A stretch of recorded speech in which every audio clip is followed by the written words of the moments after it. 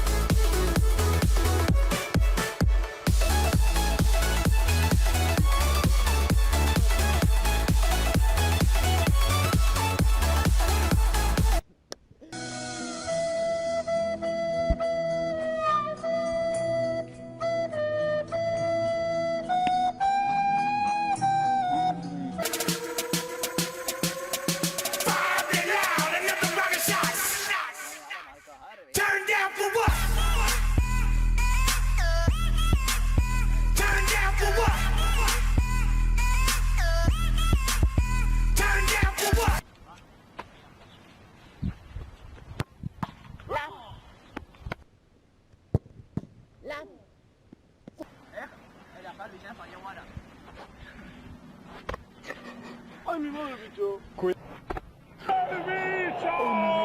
Cuidado, Durutal. ¡Que entra, que entra!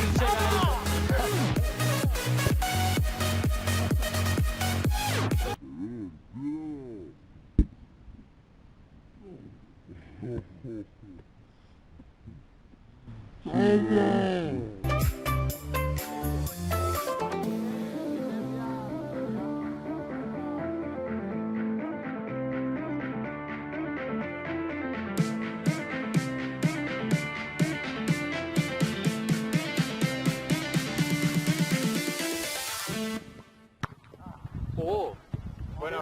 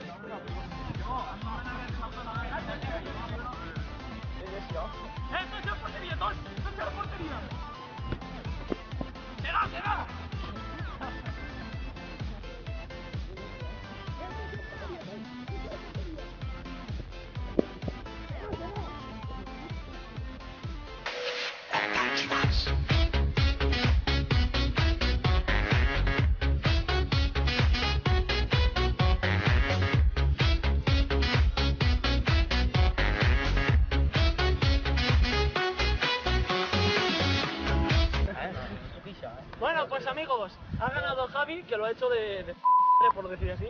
Segundo Letar, tercero Carlos, cuarto yo, el quinto Vicente, el sexto Javi y el séptimo Pere. Bueno, no está mal. Así que bueno amigos, espero que dejéis un like, suscribiros si no estáis y hasta la próxima. Chao.